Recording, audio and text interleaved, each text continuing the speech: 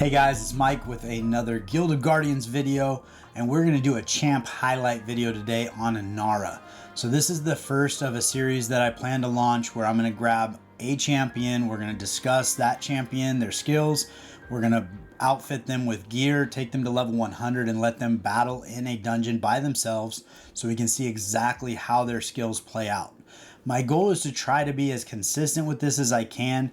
So I'm thinking the overall power ranking is probably going to be the best way to be as consistent as we possibly can here. So I'm hoping to get everybody outfitted between 6 and 650, and that way we can kind of get a good feel for how they're doing. So on the gear, I just put on the best gear I had. I did throw on this piece here. I did want to get the score higher than normal because when I get T6 gear across the board and it starts getting leveled up, I think it's going to be harder for me to get down to 600, but I can take this extra piece of gear off if I need to, so it gives me a little more leeway. But this does add a lot of attack to her with 22.5%. So let's take a quick look at Ennara's skills. She is a Umbrous, Intelligence, Redeemer, and Mage.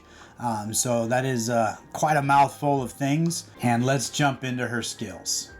So if we look at Umbral Storm, it's an AoE ability. Ennara summons a storm amongst her enemies that explodes after a short time, dealing 200% of attack as magic damage to enemies within the range and causing knockback. So this is an AoE knockback ability.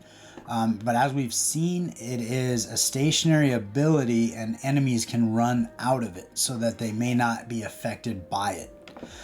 Tornado is a crowd control ability. Summon a tornado on the closest enemy, causing 225% attack as magic damage and carrying them in the tornado, immobilizing them. So that's a nice crowd control piece, but it is a single target. Dark Skies. The skies darken, and for the next 10 seconds, lightning will strike enemies that trigger their ultimates, dealing 225% attack as magic damage. So as the enemies are sending their ultimate abilities at us, within that 10 seconds, they're going to get a counter strike of 225% damage. Which for a long-lasting battle could be beneficial. If they're fast battles, a lot of times your enemies don't get to their ultimate, so it doesn't really become super effective. But in a longer battle, that would definitely be beneficial. Femme Fatale, Ennara entrances male enemies, reducing their damage done to her by 30%. So all male enemies are basically going to be hitting with 30% less damage. Which is kind of cool. For this series, I feel like it's going to be beneficial to stick to the same challenge every time, even though it will be negative and neutral affinity for some folks. But it does need to be a challenge one so that I can do it multiple times, and it needs to be at the right power level for what we're fighting. So I do think Lava Mine did work out pretty well when we did the tank video. So we're going to give that a shot and come in here with Ennara. Alright, we're in that first room. We're going to go ahead and just move Ennara to the back. I don't know that it really matters, but we are going to put her back here because that's typically where she would play. So we're going to take it off 2 times, but we are going to leave it on auto so we can see her ability. So this is her tornado ability with knockback and ended up killing both of those enemies, and her basic attack is one-shotting these guys. So potentially this level is too easy, but I think it will be a good chance to see how they're all doing. So we're going to come back in here and second battle, here we go.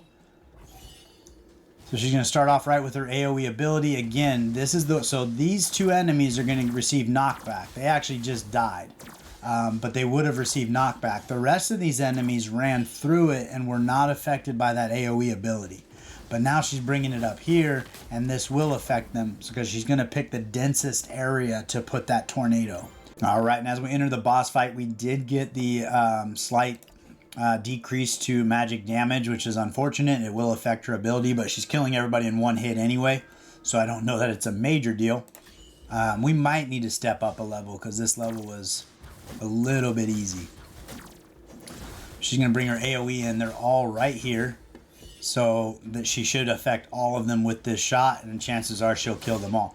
Anybody she doesn't kill will receive knockback, but she killed them all. Alright, so we tried Lava Mine on challenge 1, and it really was very easy. Ennara was one-shotting everybody with her basic and her AoE ability. So we're going to try the Great Forge at 85. I think this will be a little bit harder. And then we can kind of get a better feel for how she does. And we're going to take it off auto, or excuse me, off 2 times. We're going to leave auto on. So this entire room comes at her in one fell swoop. So when she does her AoE ability, her tornado is going to grab all of them. And then it should knock them back or kill them. Apparently it killed them. So even this room for Ennara seems to be definitely doable. And we're going to say she takes less damage from burning. We got the same choice again. So unfortunately, we're going to take the same thing. Didn't seem to bother us. We one-hit everybody in that room. So we're going to try this here in the second fight. She goes right to her ultimate ability. So she's probably going to come up here because there's 3 enemies. And these 2 will not be affected by it. There's your knockback. And then she's hitting them.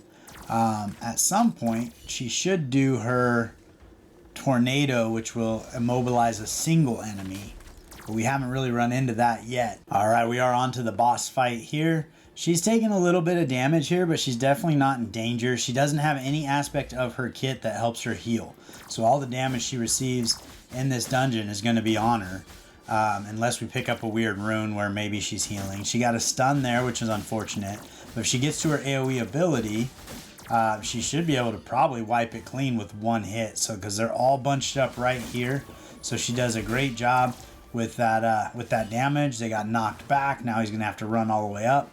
This is unfortunate because she put that back there. Now he's not gonna be affected by it at all because he was already knocked back. So that's something to consider. Pairing her with Grizel as your primary would probably be a bad choice because that's gonna happen fairly frequently where she does back-to-back ultimates. And those enemies will run out of the area in which they were after the knockback. So that's something to keep in mind, and kind of why we're doing this is to see those different things. So hopefully you found that helpful. I do plan on continuing this series and doing a spotlight on each champion and what they bring to the table. I do think Ennara has a lot of cool parts to her kit, where she has the crowd control, the AoE ability.